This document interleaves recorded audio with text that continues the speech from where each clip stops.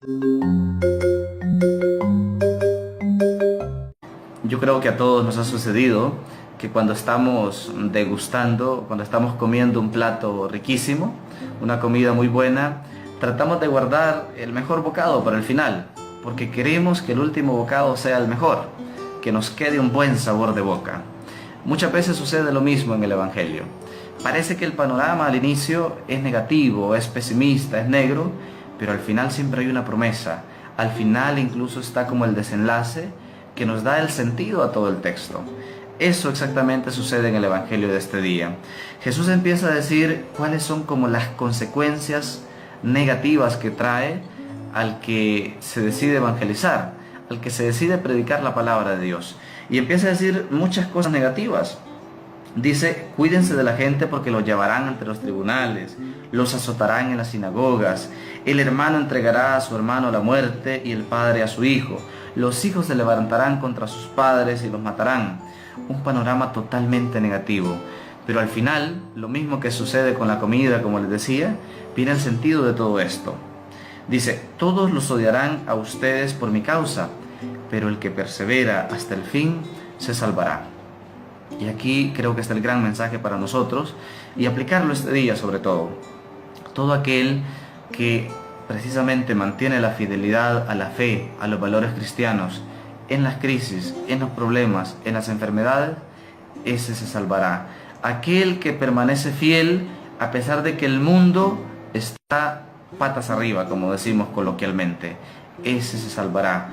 Aquel que a pesar de los dolores, a pesar de las críticas, a pesar de los chismes, permanece fiel, ese se salvará. Padre, pero es que mi esposo es infiel, mi esposa es infiel, es que mis hijos son drogadictos, etcétera, etcétera. Pero usted va a dar cuentas ante Dios. Su esposo, su esposa, su hijo, él dará cuentas a Dios. Usted preocúpese de ser fiel al Señor, en los momentos difíciles sobre todo. No pongamos de excusa la infidelidad del otro para cometer mis propias infidelidades. Lo importante es que usted sea fiel hasta el final, porque como dice el Evangelio de este día, ese se salvará. ¿Por qué entonces tantas consecuencias negativas? Y es precisamente claro, porque cuando uno decide hacer las cosas bien, automáticamente se convierte en una denuncia viviente, en una denuncia andante. Alguien que decide vivir la castidad, por ejemplo, incomoda a aquel que está en pecado de lujuria. Alguien que decide, por ejemplo, fomentar la paciencia, incomoda a aquel que siempre está encolerizado, enojado, etcétera, etcétera. Cuando denunciamos el aborto, por ejemplo, esto incomoda a los que viven de ese negocio. Cuando denunciamos la carrera armamentista, eso incomoda a los que viven de este triste negocio también. Por eso tantas consecuencias negativas, pero eso es buena señal.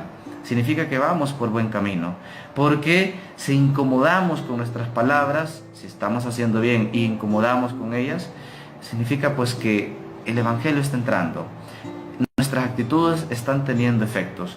No nos preocupemos entonces de las crisis, de los problemas o de los ataques que puedan venir. Siempre tener rectitud de intención, fidelidad ante Dios, y luego pues no importa cuántas piedras nos caigan, siempre recordar esta promesa: el que persevere hasta el final, ese se salvará. No a las primeras de cambio tirar la toalla, no a las primeras crisis renegar de mi fe, renegar de mi matrimonio, no, sino que mantenerse firme hasta el final. Que el Señor les bendiga en el nombre del Padre, del Hijo y del Espíritu Santo. Amén.